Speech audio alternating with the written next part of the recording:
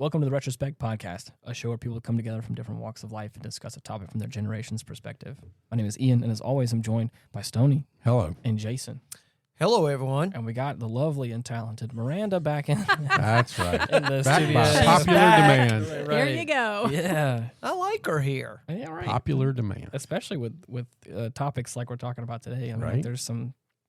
But why Some do you pretty introduce important me like things. I'm a stripper? Like, and I mean, here's why- coming I mean, the talented. well, no, because it's like we're old hat. You know, we're all three here all the time. So, you know, I try to spice up the introduction for anyone we have special, you know. So I think you're For all the listeners, I am fully attired. right, wow. is that I'm pretty sure that you are the most returning guest we've had so far. So That's right. I feel like, you know, I got to make it at least a little special. Okay. I'll take special. right. All righty. So Well, we did an episode a couple weeks ago right. called the Top 5 Dinner Guest or Date.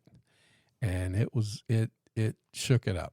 A lot of people liked that episode. It was a great episode. I It was love fun. being on. I it. enjoyed It that was one. fun. And we have gotten some responses to that. And with y'all's permission, I would like to read one of those responses tonight. Go ahead. I'd love to hear the feedback. All righty. So here's my top 5. Not mine. Right, yeah, I'm reading. yeah. Number 1, Jesus Christ. That was my number one. That's right. Right. I am currently incarcerated. I have a lot of questions I would like to ask and have dinner date with Jesus to get answers. Hmm. That's kind of, I like that, you know? Yeah. Okay. Number 2, my victims. My actions caused victims. No one deserves to be put in a fight or flight situation. I want to have dinner with them so that I may give them and look them in the eyes and give them the most sincerest apology. Wow. Number 3, my dad. I lost my dad while I was incarcerated. Man, that's just tough. That's hard. The restrictions at prison wouldn't allow me to attend his funeral. He brought me into this world. I didn't get a chance to see him out. I would like to have dinner date with my dad to tell him everything I have done to get to tell him. Wow. Number 4, my mom. My mom has been my constant since I've been incarcerated, and everyone laid down for me. She stood tall for me. For that, I want to have a dinner date with her and celebrate her. Number 5, which is actually kind of interesting because when all of these things came together, number 5 is actually going to be one of the guests on our podcast. Oh, yeah. Yes, Patrick Young. I've been incarcerated for 15 years. I would like to have dinner date with him because he was incarcerated. He's been released. I know he can teach me how to overcome the obstacles formerly incarcerated men face. He was in my shoes and overcame, and that's inspiring. Wow. And he says, this is to us. Thank you all for allowing me to share, and please continue to create great content. Andrell. Mm. How about that? Yeah, that's That's definitely a man that is, he's searching his soul right now. It's also nice to know that our listeners are letting everyone listen, because I don't know what access he has to listen, but someone's letting him listen, and that we reached somebody that's powerful. That means we're making a difference. We're affecting, people are thinking. How amazing is that? that is crazy. And we're resonating with people. What we thought was fun and goofy and hard, top 5 dinner guest, this man put some serious thought into that simple question. And right. the further question of if you could have dinner with your parents, or what was that? One More Day, right? For The One book More For Day, One Mitch More Day. album. Yeah, Sure. that's a great book. And man, to resonate like that with somebody, this guy sounds really awesome. And It becomes really easy to forget about the fact that we're doing a show that goes out to people, or you look at numbers on the screen and you're like, oh, there's, people that are listening, and I don't take that lightly, but it's interesting to see, like, it puts a name and a story to a number. It's different. Mm-hmm. Absolutely. That's just fantastic. I to me. love feedback like that. That is fantastic. Yeah. Everybody out there, please give us feedback. Yeah. Don't be afraid to tell us your story. Let us know. We'd love to follow up with some of that. Yeah, I mean, that's there's great. somebody out there who wants to be somebody's Miranda one day. That's right. Exactly. Lovely and talented. But thank you, sir, for reaching out to us and listening when you can, as you can. And thank you to whoever let you hear that. That's fantastic. And it's nice to know that we're reaching people. Right. And just we're from all walks of life, as we like to say, different perspectives. And you have a very unique perspective that we can't look at and see. So thank you for that. Right. All right. Okie dokie. What's our topic for today? Well, I believe I'm the one who brought this up. An actual listener, I believe, forwarded an idea Okay. about plasma.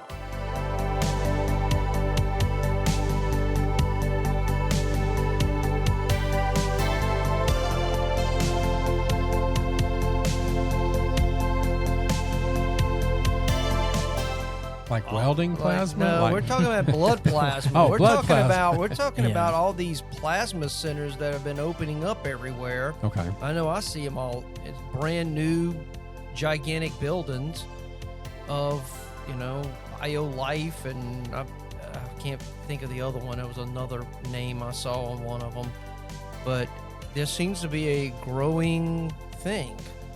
So there's a whole industry apparently. There's around a the whole plasma. industry about blood plasma, and there's a little bit of some money involved with it, and that seems to be what's drawing people. I've never understood, and maybe you can help me, but also maybe I'm just too far gone. It is how Can it be both? maybe the reason I'm saying that is because I'm gonna make myself sound dumb to potentially or ignorant about the matter to possibly help the audience and also help myself. Is there's plasma in blood, and like how do they take, like what do they do, or do we know what happens in like the process of like getting Plasma plasma is out a of blood? protein or something attached to the blood, and it gets removed. When you have blood, it has different constituents in it. Okay. You'll have red blood cells and platelets. Right. You'll have white blood cells, which is things that go and fight infection, Right. your immune system. Right. I know that much. And at you least, also but- have, if you ever have a scab and it gets that yellow crusty fluid on it, Right. Right. that's plasma. Oh wow. Okay. So the plasma is that yellow fluid that holds all those cells in suspension. Okay. So it's mostly water, it's immunoglobulins, it's albumin. There's a few other things in there, but that's essentially what it is. That's where your immune components right. are largely coming from. and And so then what do? They suck it out of your body, pull that out, and then put the blood back in? They don't usually put anything back in. They'll take the red blood cells and the white blood cells and they just filter it. Okay. They retain the So plasma. they take a pint of blood and what plasma they can get out, and just that's it. That's it. Yep. Oh wow. Mhm. So they don't put the red blood cells back in. Not usually. Not from what I've read. Okay. It probably has some sort of. You would think it might stipulation. cause clotting or something. Well, they Right, use right. I think some anticoagulants when they're doing this. So, which I kind get- of brings and then, into a of lot course, of other things. The next question that I would have is like, what? I guess why? I know obviously why giving blood is important, like in the medical field, but like why is like what is important about plasma and why is there so much money involved in it? I guess is the next Well, question. I that think have. there's two things about the plasma, and one of them does have a medical purpose. Mm. But I think what we'll find out is in this podcast today that we're talking about, there is a group of wealthy people who believe that plasma is life-giving, life lengthening, and making you feel younger. Mm. One of the things that I was researching when I was looking at it, there is something called a vampire facial, Oh God. where I read about that. they take That sounds actually, and not good. this is not good. Right. And they take and put they poke thousands of holes in your face and then inject plasma into it. And it's Ooh. supposed to make you look younger and feel younger. And I'm like, really? It leaves you with a red face. Yeah, it's going to do something, right? Leaves you with something. And they're saying that poking the holes is actually beneficial, but injecting the plasma has no benefit whatsoever. But people are still paying for this. Well, the idea of blood, has always been viewed as a source of life. Yes. And if we remember correctly, it was Edgar Casey in our last episode who said blood will be what we use to diagnose diseases in the future. Yeah, this idea of blood being a source of life. There's, of course, all kind of weird things that have happened over the centuries.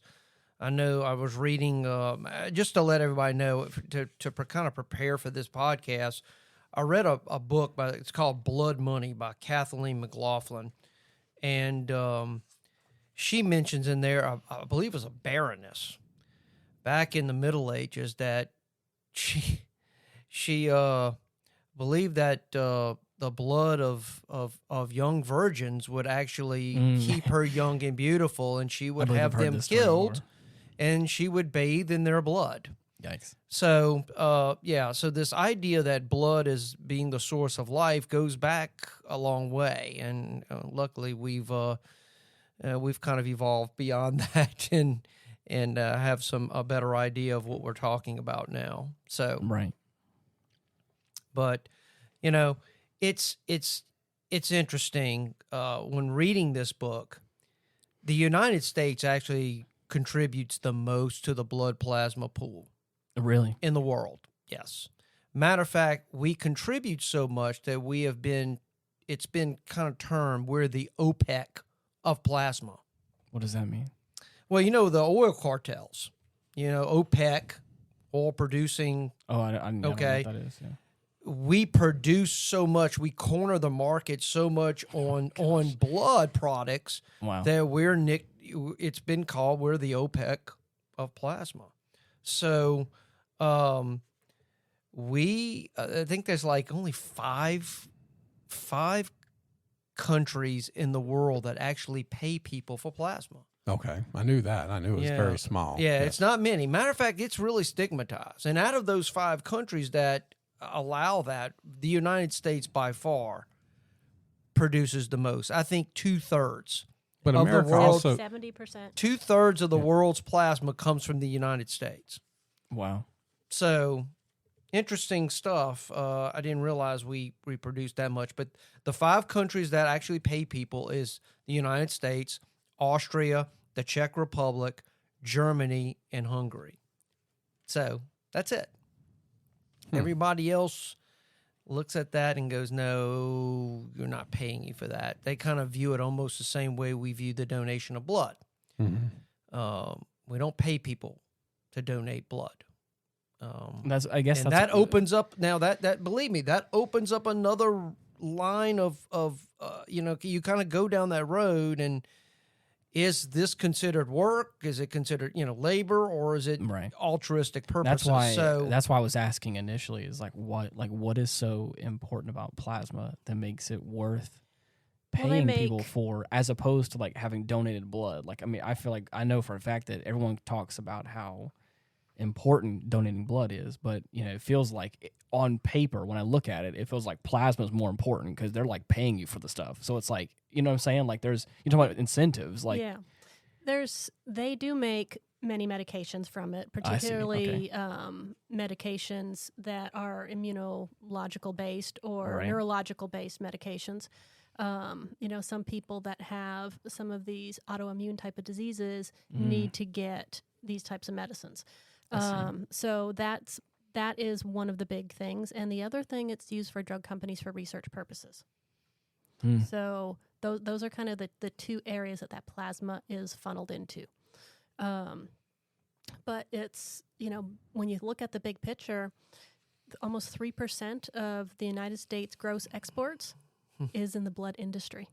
That's right. This is that was mind blowing when I read that. In 2021, American blood products accounted for $24 billion of worldwide sales and 2.69% U.S. total exports. Well, you also have to remember that when COVID started, it was people who either had COVID that thought they had what is it? The stuff antibodies in it, that they took that plasma and they were trying to inject it into people, hoping that would. I think there was like what they call it. What they term is that passive immunity? Passive immunity, yes. Yeah. I think that's what it was. And they were trying to use that. So there was a big push for that. And of course, it really didn't work out the way they thought it was. But again, rich people were pushing that. Well, do any of you remember seeing a plasma center ever before a few years ago? Not at all. No. And it is a huge. But now where do you find them? They're everywhere. You find them in two primary areas. One, college towns, and in poverty areas. That's where you're going to find them. And they're taking advantage of people in the working poverty, the poor people or people that are struggling to make it from paycheck to paycheck, and they're paying them for something out of their body, and it's not helping them. People are sick. They're not feeling well. They're, taking advantage of situations, people needing money to do this. They're popping up everywhere, but in specific areas. Yeah, one popped up near my area where I live. It's a giant facility. Mm-hmm. It was a distressed area. Nothing seemed to, it sat vacant, and now this place is rocking and rolling because it's packed all the time. And I know people personally right now that on a regular basis, they're going to this facility and doing plasma for money. Well, it's a predatory thing. And even the way they price it out is predatorial. Okay, if you go once a month, you'll get X amount of dollars. But they want to put you on a plan to where you get paid once a month. And if you go twice a week for that month, you get more per visit. Right. I think they do a debit card. Something. Yes. I think that's the way they pay you. And so what they're doing is they're trying to get you to come as much as possible. They don't care about your health. They just want you there. Right. And the more you come, the more money you get promised. So you're incentivized to jeopardize your health. Yes. Well, that's what that's what I'm going. The great way to put. That's what I was saying before. Baby. I was like, whenever talking about it is again, I haven't heard anybody in a conversation say like, oh, plasma is super important. Like you got to go donate plasma. But I have heard that about blood. A bunch. Well, there's always a blood shortage, isn't there? We hear that on the news. You can find that on the news. Hey, blood shortage right now. Storms or hurricanes are coming. Right. We need more blood. That's what I'm saying. Is you'll hear that all the time, and I know that that's important because I'm not saying this in a fact that I don't know what I'm saying. I'm just talking about on paper. It's you look at it. Everyone says blood's so important, and then of course the blood banks have been around for a lot longer, right? And they've been very good at their marketing, telling everybody that you need to donate. And they've had those around, during right after the Second World War. People, got into that routine when they came back of donating blood, and that's what a lot of people did. Once a month they went in, and we'll delve into the Red Cross because they are on my poo-poo list. In a little bit. But, with what you were saying, if you were to go to the Red Cross and donate blood and you were a regular, you're allowed to donate 12 to 13 times a year. Okay. And that's the law. That's the way the laws are written. But you can go and donate plasma 3 times a week. You can donate that over 100 times a year, 104 times a year, yeah, I think is what's allowed. Yes. 104. So why one and not the other when they both cause pretty much the same type of stresses to the human body? And that's what I'm saying is again about the incentives. I'm not saying that I have to have an incentive, but but definitely, I mean, if I'm going to do this, the proof is in the pudding. It's helping. Tell me why it's really helping. Not even tell me because people have told me for forever. Mm-hmm. But the difference is when the proof is in the pudding. You have people that are making money from doing this. It's enough to where you could potentially be unemployed and then make a substantial amount of money. It's you can make over $1,000 a month. Well, and that's what I'm trying to say. Is for a lot of people, if you can make $1,000 a month, that's a lot of money. So for me, it's it feels suspicious that it's how come this thing that we keep preaching to everyone is so important, donating blood? Why are we I think it boils down to marketing. money and marketing. Right. With everything, you follow the money trail. I'm just trying to be devil's advocate. Yeah, I think I know all that. absolutely. I understand that, but it's like, Did you know? And this was I spoke with a friend of mine who has been involved in the blood industry for several years, and this was something that was completely news to me. But I called her up to ask her about all this plasma stuff, and she's like, "Okay, but do you realize if you go and donate blood at Blue Cross, they sell it?" And I was like, "What?" Oh gosh. And she's like, no, like blood, when you go donate blood at the hospital or at Blue Cross or any, little local blood bank, that is sold.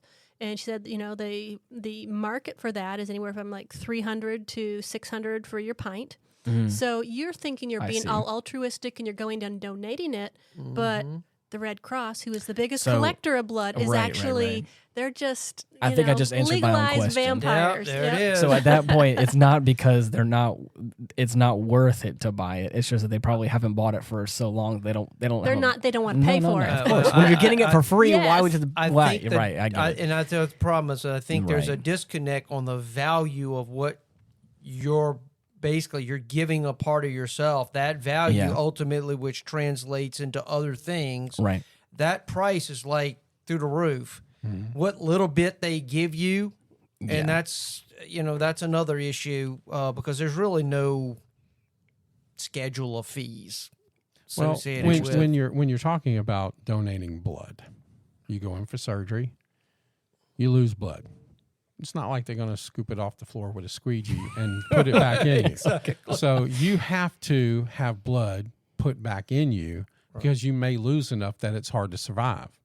But blood plasma is more specific in the uses of it. I found something here when I was looking earlier. It's individuals who have experienced a severe trauma, burn, shock, adults or children with cancer, and people with liver or clotting factor disorders. So it's very specific, the things that you're going to use blood plasma for, as where just regular blood donations is a little bit more widespread. And it's just commonplace to want to donate blood. It's used to help your body recover from injury, distribute nutrients, remove waste, and prevent infection while moving throughout your circulatory system. So it has very specific roles, and it's if you're low already and you're going to need some help. So you're saying, what are the positives of doing it? That was it right there. So I mean, that's in this book I read, it said the most common product made from plasma is the intravenous human immunoglobulin, if I'm saying it right. Got it. And it's sold under a number of names. Gamunex C, Gamma Guard, and Gammaplex. So it's big money. Sounds like sci-fi terms. And some of these treatments can run over a year. It's up to $100,000 of what it would cost insurance companies to pay out. Right. So what little bit of money they're giving these people that are basically sticking out their arm is not commensurate to what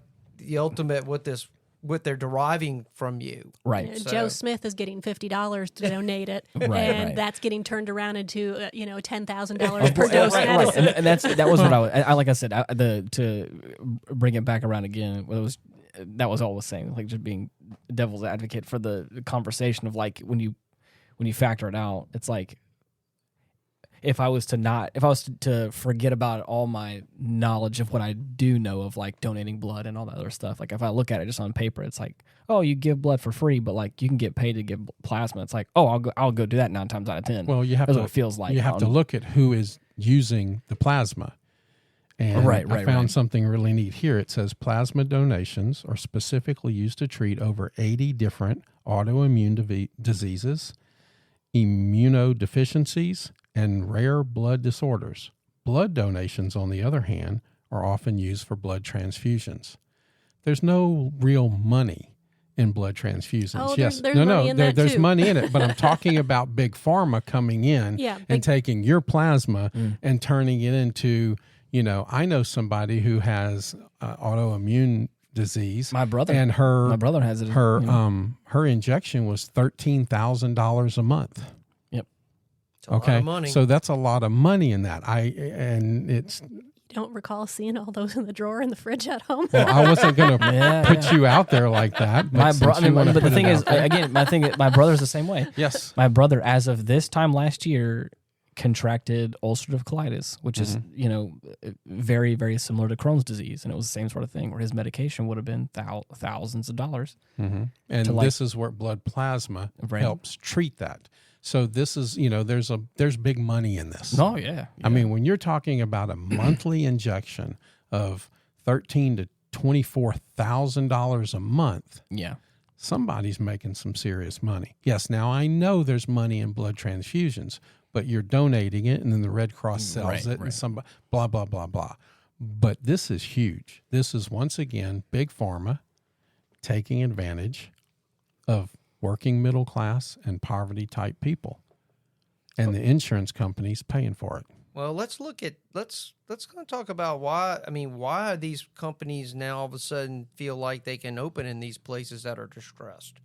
Because that's who they can take advantage of. Exactly. And that's the people who needs the money. Or, instead of taking advantage of them, let's be honest as well, those are the people that would most likely take advantage of the system. Right. They need to make some money. Mm-hmm. Right. If you want the most amount of people, it's like go to the place where the people need the money the most. Right. And of course, you better believe you'll keep on trucking. And who is that? Poor people and students. Well, okay, I have to pay for that college education somehow. Right. And again, if you don't have any time, again, if you could, if I could make how long realistically do you need to be at the facility to get paid? 2.5 hours. 2.5 hours for $1,000 a month. Well, that's if you do the max. If you do twice a week.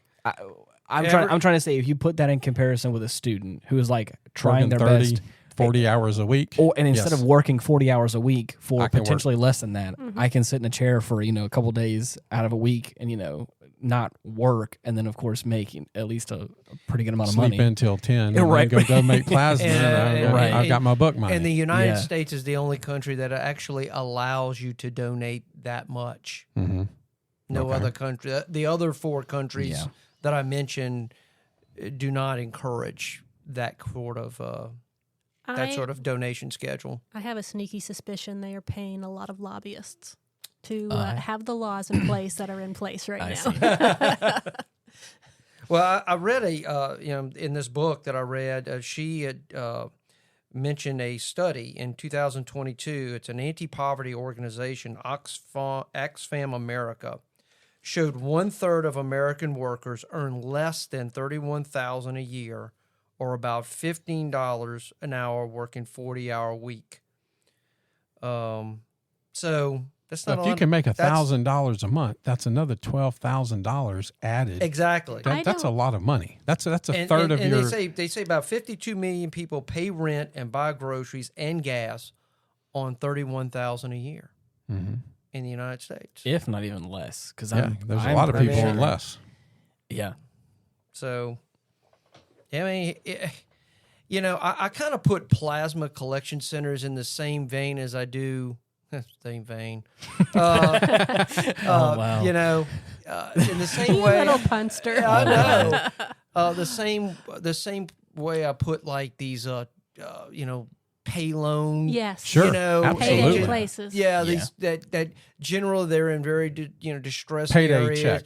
And they basically keep people in perpetual state of poverty. Yes. And they just give you just enough to. It's like a drug. It's just a different type of drug. Well, and it's manipulative because if you get $75 for your first donation and you get $50 for your second, but you'll get $150 for your third, it's just like it's almost like playing a slot machine with your money on how many more times I have to go, because each time you go, they'll do like one lower, then one higher, then one lower, then one higher. So you're incentivized to come back. Mm-hmm. And, if people are doing that long term, there's going to be some health consequences to that. It feels like a game. The same thing happens with certain like food apps. There's one in particular. I'm not going to out anybody, but one in particular that they incentivize you for going like 2 or 3 days in a row, where you get more points that you can get free stuff with if you go to us like 3 days in a row. And it's like, okay, I mean, I was already I was thinking about going this week, but if I can get extra bonus points, I may as well go Wednesday, Thursday, Friday. And it feels like something along those lines of like, just come to us a couple more times and we don't know what you get bonus points. We don't know what the long-term consequences of people who do this on a regular basis, year after year. I mean, it's I read something where it said people that did this experienced lower blood protein levels over time, decreased levels of albumin.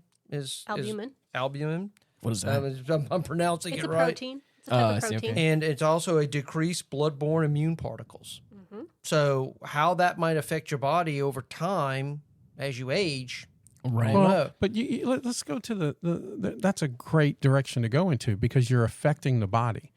And so let's look at this. You're, lower middle class and poverty. So you're not eating right in the first place. You're overworked. You're overstressed. You have all of these things coming down on your body. And I found this other thing. It's, donating plasma for most people, okay, and it's in quotations, for most people, does not cause any side effects. But for some donors can experience fatigue, bruising, bleeding, and dehydration. Additionally, you may feel dizzy, lightheaded. While not typical, and typical is again in quotes, fainting can also occur. It's rare, but more serious infections and reactions can occur. So let's add all of these horrible symptoms to people who are already having rough symptoms just for the lifestyle that they're trying to live in life. Okay, so now I got to work extra hours at my job. I'm already fatigued. I'm already tired, and now I'm going to go do this too. And they base things on the typical person or the average donor. Right. The average donor isn't going to be doing things at the maximum level. Right. So if you are at the maximum level, I think a couple of the things that I would be concerned about is anemia. You are depleting iron levels in the blood. You're depleting B12 vitamins in the blood. So people can have, regular anemia. They can have pernicious anemia. But it's also because you're taking out that plasma, you're going to be reducing your overall immune levels because you're reducing your immunoglobulins. So then how well are you going to be able to fight all those little colds and flus and germs that are going around? So then you get sick and then you can't donate for so many weeks, or you go to the place and you donate while you're sick and you lie about being sick, and then you potentially get somebody else sick because you need that $50 more than you need to be honest that you've been sick. There you go. That's scary. There's a lot of ethics involved that I don't think are necessarily covered everywhere. It also just like having this conversation, it feels a lot like a conversation I had a few years ago about like vape stuff. It's like there's a lot of things that seem better on paper, but like we just don't know long term what's going to happen. And people can like promise all they want, but it's like, they were doing the same sort of thing whenever cigarettes were a thing. It's just like you just don't quite fully know until it's probably too late. That's why I was always like super cautious about that kind of stuff. I was like, I just don't know. And I'm probably being a little bit of a hypochondriac, but I was like, I don't know. And I feel like the same sort of thing in this ballpark. It's like, it's probably not bad, at least not in the short term. I'm probably healthy enough that if I did do it once or twice, it's probably not going to kill me. I'll probably be fine. But like you're saying, there's like a lot of gray area about what all's involved here. And, like you're saying, like long term, what does it mean in the grand scope of things, especially if you do it like regular, like what does that mean? I think for a right young man to donate is probably not that big of a deal. Right. But I personally wouldn't recommend doing it 8 times a month or right. more. Right. Especially if you can't donate blood, more than a handful of times a year. It's like, it's.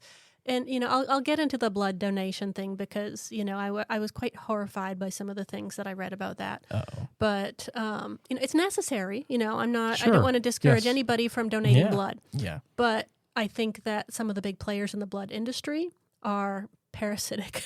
To put it nicely. Well, that's an interesting way of saying things.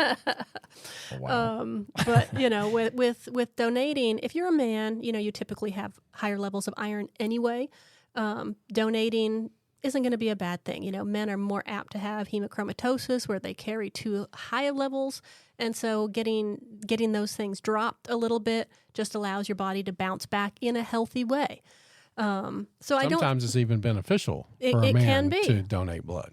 It can be. It's usually more problematic for women because we have a tougher time keeping our levels up. Iron. We have lower iron because we're losing so much every month. Right. But with guys, if they wanted to do it a couple times, I don't see a problem with that. I see a problem with these companies kind of preying on people that are in a financial bind, and they're really the risk that they're taking. The reward is not commensurate with the risk that they're taking. Right. So I think that there needs to be a little bit of an overhaul in that industry overall. So I guess what is some of the stuff that you had to say about like blood donations, like in a parasitic way? What do you like? I guess you open a can of worms. I guess you're right, but I'm curious. I don't regularly give blood, so like I don't think there may be things that I don't know about in that field, in that industry. Well, not everybody can, and not everybody is a candidate to donate plasma as well. And I wrote down here in my notes somewhere, what the contraindications for it were.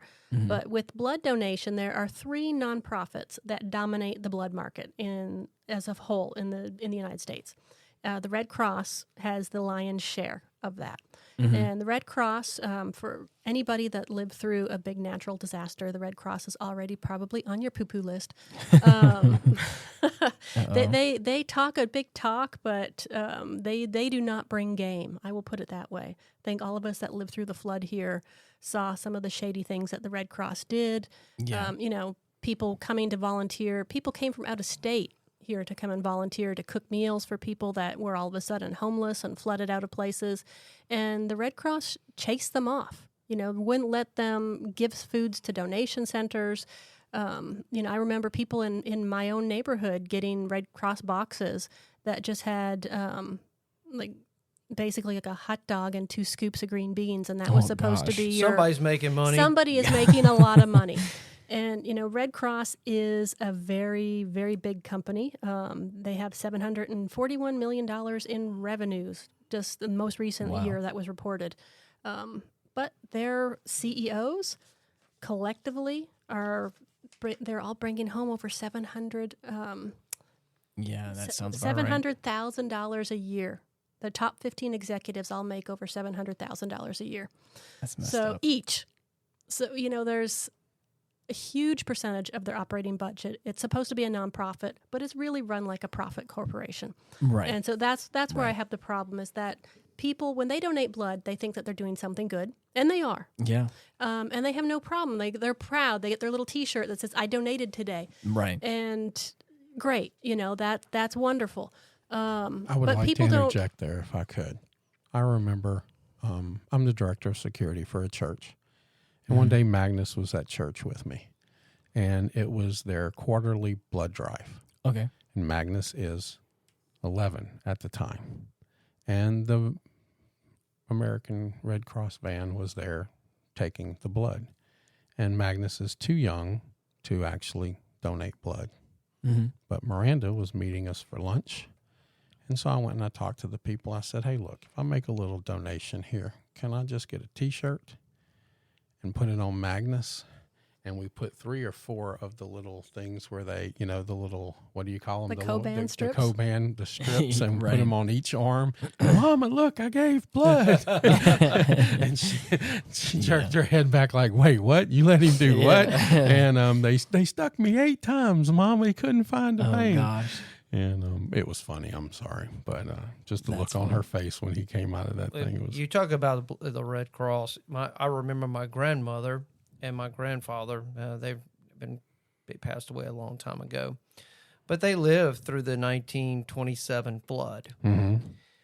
And when I tell you the Red Cross then didn't do nothing for them. And my grandmother carried a huge grudge for the American Red Cross. She said, "I would never give that organization a dime of my money."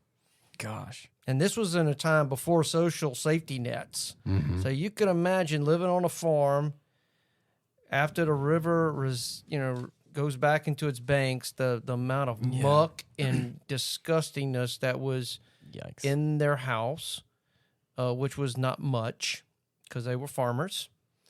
And I think my grandmother had, at that time, would have had 5 children, and a few of them had like measles and stuff at the same time. So it was a terrible time. But I remember her toward the end of her life because she lived 101. Yeah. And they say people that are they have those moments of clarity where they recall back to their youth, and she related everything about the American Red Cross. She go, and never give them a dime because they I didn't will do never nothing. donate to them. I will never donate to them after what I saw, how they orchestrated things here after the flood. Wow. So, they, like I said. And that's just recent. Yeah. So this has been going around. This has been going on for a long time. It's good to know that some people are consistent. Well, and I consistent actually at being found multiple blogs online with like 10 reasons not to donate to the Red Cross and 18 reasons not to donate to the Red Cross. So evidently we are not the only people with family histories on, our experiences with the Red Cross. But, they have been accused of mishandling hundreds of millions of dollars that were raised for Haiti and Hurricane Sandy and different, whenever there's a cataclysm of any sort, they're the first people with their hands out trying to raise money for it. But, you might think, okay, there's this horrible thing that happened in Haiti. I'm donating money. But just because you give that to them doesn't mean they're giving that money to Haiti. They can use that for anything they want. Right. And of every dollar that the Red Cross earns, 71 cents of that goes into their own program expenses, salaries, pensions, benefits, and payroll taxes. So you're paying for all these big CEOs. You're not paying for, where you think that you're giving money to, these poor homeless kids that have just lost everything. Right. And I think that's funny because if you look on their website, they're so proud of the fact that 90% of their dollars go to the people in need. Yeah, I don't think so. The crazy thing for me, well, it depends on what was their total collections? 700 and some odd million. And how much money goes towards salaries? 44% goes to salaries, 71% total, including that 44%, is program expenses. Okay, so wait a minute. 44% goes is to just salaries. And of that 44%. No. Oh, sorry. There's of the dollar, 44 cents would go to salaries. Right. When you add salaries with the rest of the program expenses, that comes to 71. So basically, 29% is actually going to the people that need it. Gotcha. But program expenses can be their rent, their other things. It's not necessarily only 10% is going to grants. Mm-hmm. So that's not a lot. There's issues there. I do believe, though, that the blood collection business is a little different from the plasma business. Oh, absolutely. The blood, generally, you have a lot of nonprofits that are dealing with blood. Plasma is strictly a business-oriented model. That's it. Well, they're in it for money. The nonprofits that collect blood all turn around and sell blood, too. So it's just if Red Cross is the middleman, or if you go to your local hospital or a smaller blood bank, they're just acting as the middleman. So it's all industry, which I was kind of shocked because I just thought if you donate blood and they say we need type AB, and those people flock out to donate. It's not necessarily going to your local hospital. It's not necessarily going to someone in need right there. It's going into the big pool where they can sell it. But there's a social stigma attached. People brag about donating blood. Most people don't tell anyone when they donate plasma. Exactly. It's one thing I picked up in this book is there is some degree. Now, it varies. Some people didn't care one way or the other, but there are some people that were a little reluctant to tell people. And as I said, the people I know that donate plasma, it's not something they talk about a lot. I mean, I know they do it because they've told me, but it's not a common thing that they do. But But just kind of give you an idea, in 2005, nationwide, there were 300 paying plasma centers. By 2021, you're at 1,000. Oh, wow. Oh, wow. So That's huge. There's a lot of people making a lot of money right now. And the big giants that run these plasma centers, they're all located overseas. I believe they're in Spain and Australia, if I read right. So, but they know the American market well, and maybe that's something else that's going on there with that. I don't know. We were watching one thing when we were doing some research on this that was saying that there's a lot of these blood centers along the border. Yeah, and there's this, I don't want to call it medical tourism because that's not quite the right phrase, but in a way it is. I agree with you. They're having Mexicans come across the border to donate blood because they can donate plasma because they can donate plasma and make more money than they could working a job over on the other side of the border. That's right. And so they come across at El Paso and donate, and then they go back. And they'll do that, 2-3 times a week, whatever is allowed. And it's just immigration. Everybody just looks the other way because, again, big money's being made from this. Yeah, most of those plasma centers are located either in the Rust Belt, the South, and the U.S.-Mexican border.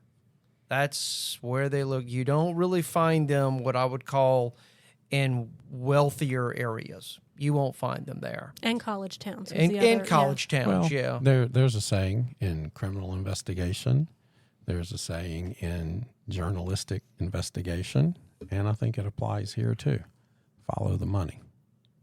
Well, there's always follow the money. And generally, these places, they operate in more urban environments. Yes. And it's primarily Black and Hispanics, and lower rates of educational attainment is where the biggest, areas where these places operate. So it's, you're talking about it's on the Mexican border. There was I don't know if y'all caught that, but I read this actually in the book, that the Border Patrol Agency actually in 2021, they reclassified the practice of crossing the border to give plasma as work, which required a special work visa, which pretty much shut down the plasma business for almost a year.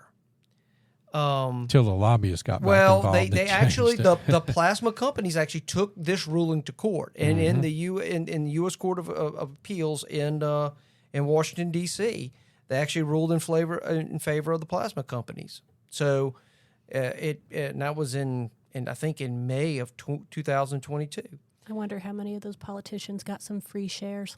Oh, it's a lot. So it for a short time, and they talk about the drugs that are derived from that and talk about how those drug prices fluctuate. There was a fluctuation in prices because... Well, it's the same like you said OPEC earlier. It's the supply and demand. There's a ton. There's a 52 out of 1,000 blood plasma centers are located along the border. 5 to 10% of the total plasma collected in the United States comes from this area. It's a lot. That is a lot. That's a lot. So it's it's one of those things. I do believe that it's safe. The book I read actually goes into kind of the precursor to this, which started in China, which led to a lot of some disasters in that country, especially with the HIV. Yikes. Because they were using contaminated, and they were reusing needles, and it was an unsafe environment. And the author of the book really, there was a couple, I believe it was 2 doctors that kind of blew the lid on this deal, and they had to flee the country. The Chinese cracked down on, they don't want any negativity coming out of their country, but they banned the imports of all foreign blood. Unfortunately, some of the foreign blood that actually reached some parts of the world actually derived from blood plasma that was collected in Arkansas in the in the prison systems. Before some of these safety practices, like treating blood with heat to kill any viruses and especially HIV, before it was sent out. But some of this contaminated blood reached other parts of the world and infected people in Japan. Wow. So she goes in and actually interviews some of these people that were affected by this practice. And while I'm not going to say there's nothing unsafe, because I do believe the medical standards here generally keep things relatively, sterile and clean. But could a potential problem arise? Of course. As long as people are hooked on the money. Oh, yeah.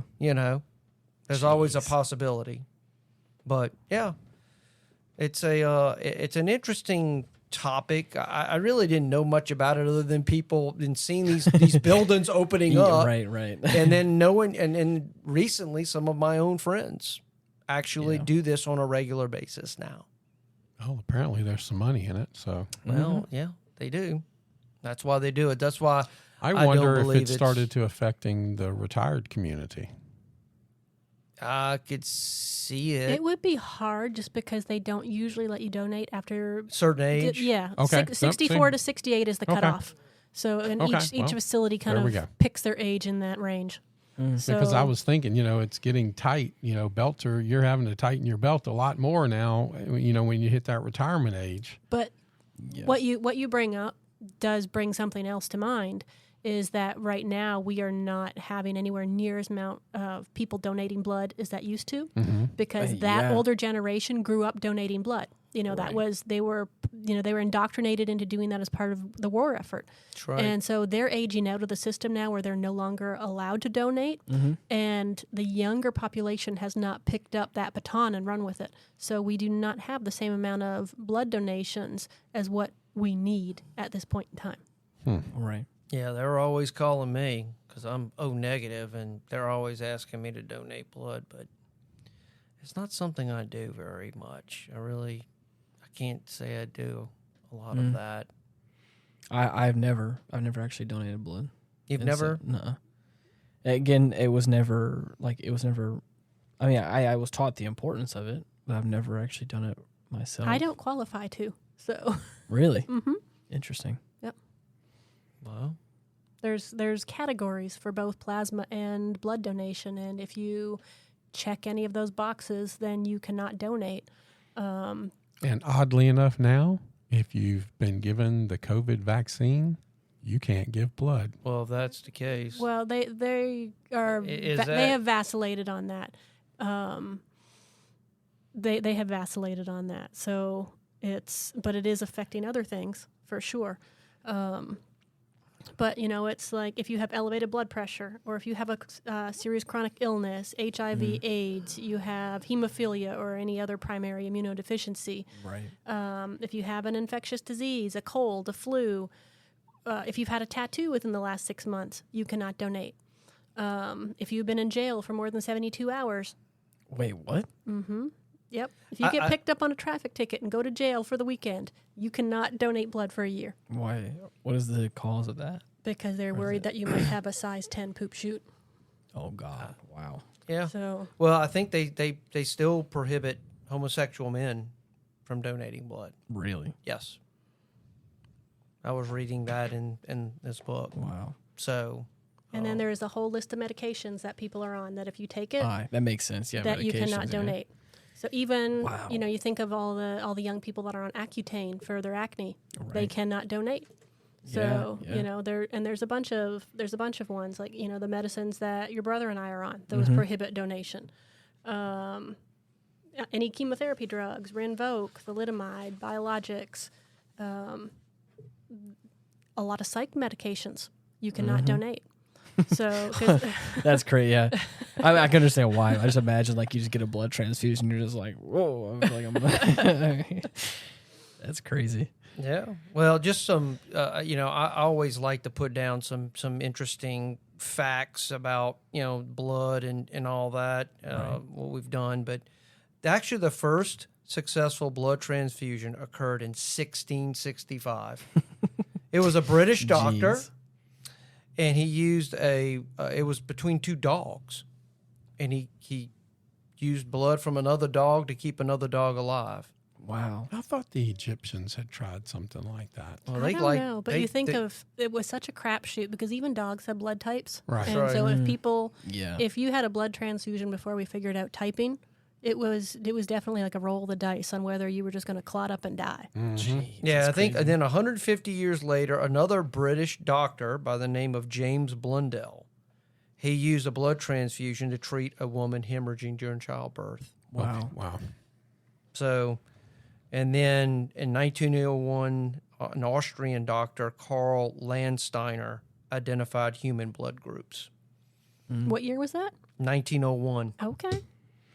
And Golly. now, really, you talk about the American Red Cross and stuff like that. Dr. Charles Drew, he was a black doctor. He was born in 1904. He moved to Canada to study at McGill University. He's the first African-American to earn a doctorate at Columbia University in New York. Wow. And he went on to become the head of surgery at Howard University in Washington, D.C. And he researched ways to separate blood from plasma. During the war, he led UK's Blood for Britain program and led to the modern technique of blood banking. In 1941, he created the first American Red Cross blood bank. Oh, wow. Because prior to that, the way blood transfusions, you basically brought in another human being, you hooked up the deal, right. And the transfusion occurred right there. A fresh So sample. it wasn't like they have a store of blood like we do now and they take care of business. Right. Then it was, here, we need you here. Sit here on this table, and we're going to hook you up to this guy and transfer and transfuse your blood. So, but that's kind of led to all kind of crazy experiments with blood. Because like I said earlier, there's been the idea of blood being the secret to youth. Yeah. And stuff like that. In the California Silicon Valley experiments in Stanford during the 2000s, 2010s, they attached the circulatory system of an older mice to a younger mouse, and to see if the blood from the young mouse going into the old, would it affect the aging markers. And of course, believe it or not, they saw some improvement in the brain and in the actual muscle tissue. So there is, I believe, some science there that I think they've yet to uncover that could possibly be used in the future. Right. That's the been secret also of youth. So, every vampire movie out there. that's right. That's Every where it single comes one from. of them. That's where it comes from. Yeah. Right. So, yeah. All Good right. stuff. Wow. Crazy. So before we close, knowing what you know now after everything that you've read, do you think you're going to be running off to donate plasma? I mean, I haven't been, because again, I never really given blood. I feel more compelled to give blood if need be, but I mean, I don't feel like yes, being able to sit down for a couple hours and get a couple $100 is nice, but like I have means of, getting quick cash for myself, and I think if we're talking about it in that aspect, the incentive is nice and maybe it'd be interesting, but I'm also not really the one to kind of give blood, which I think is even higher than that in some way. So, They was actually unionized for a while. really, Yes. The first union, it was called the Blood Givers Union, and it was officially recognized by the American Federation of Labor in 1938. wow. And they were paid $7 to $10 per 100 cubic centimeters of blood. And That's it a took lot of about blood. an hour. The primary goal was to standardize payments to blood donors. Now, the blood bureaus eventually pushed back, Yeah. but calling the donation of blood purely an altruistic act that was compensated only for time spent, which is the same argument that the plasma industry says now. Yeah. There's a resistance to actually treat the people's body parts as work. Right. So, but it was a short-lived union, and eventually it faded out as the United States entered World War II. I just did a little Google search, and $7 in 1938 is the equivalent in today of about $150. Think about that. Right. If that's what whenever you said that, I was like $7 then was a lot of money now. If you were giving people $150 a pop, that's what I'm saying for going to do this, which I personally think they should. I do believe it's woefully underpaid for what the potential profits are from my body to what they're giving you. The only reason why was the soapbox that I've been standing on for this whole thing is incentives, I feel like. And I feel like right now we live in a different world. We live in a world where I don't think that people are as compassionate about other people besides themselves. And I feel like they need incentives to be compassionate towards other people. I think a lot of times, it's a lot of people in my friend group right now, I've noticed that's just one of those things that, as opposed to older generations that may just give blood freely, like that's just not something that I think that would cross my generation and younger generations' minds. It's like, I'm not going to go out of my way and go give blood. Well, there's not a lot of things you can sell. You can sell your sperm. Right. You can sell your plasma. You can sell your eggs. Right. A couple places you can sell your hair. But other than that, there's really not a whole lot that you can sell. So if you are someone that doesn't have necessarily a whole lot of means or a whole lot of skills that you can go and monetize, then your options are kind of limited. Right. And unfortunately, this preys on people. And like I said, I don't think that they pay people enough considering how much money that they're making off of some of these things. I'm talking about from the aspect of like, if you want people to donate more blood, I think the whole donation thing is going to be hard in future generations.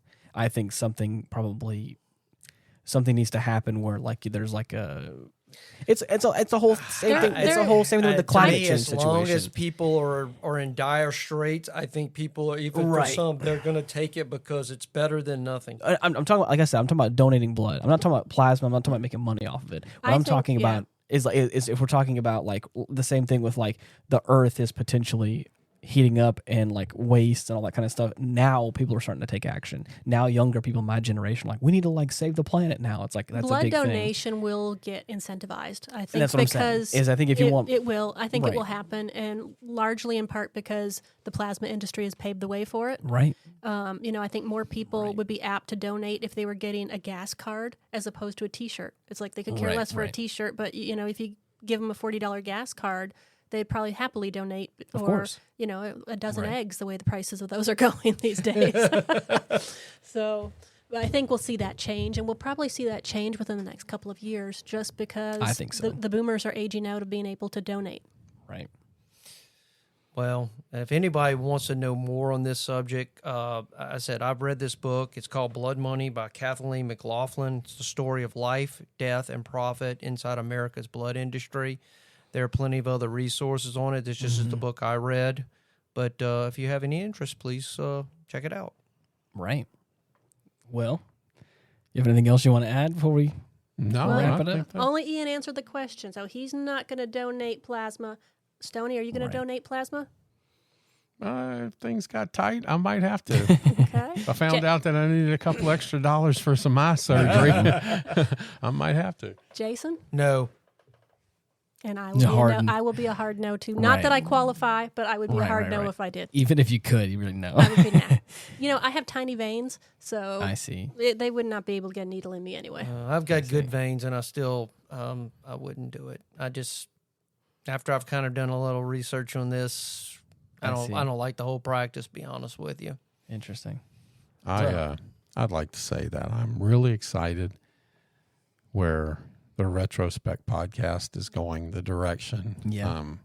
We lost our friend X-Man to some other worldly endeavors. Oh, yeah. And we got Jason, and it's always Hottie Doctor filling in.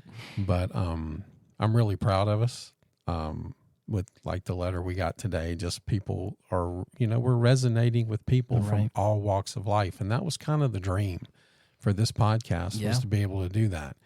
And knowing some of the guests and some of the topics coming up over the course of the next couple of months, I am excited. Oh, yeah. I am very, very excited. And I can't wait. So listeners, tune in.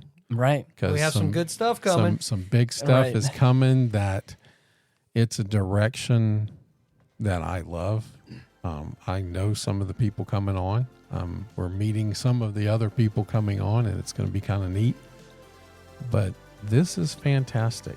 This is when we originally sat down to be able to do some of the stuff we're doing now. This Right. is what I hoped and dreamed for. And Right. it's coming together. And it's just amazing to be part of something this fantastic. Okay, well, quit spoiling the future. We can't. I'm we not can't give. spoiling I know. it. I know. I'm just letting them, giving them something to think about, and maybe Anyways, they'll tune in and share If you're looking to reach out to us, we have a Facebook page /Retrospect Pod where you can send us suggestions. You can talk to us or give us your 2 cents on the matter, because we would love to hear from you and love to hear what you have to say.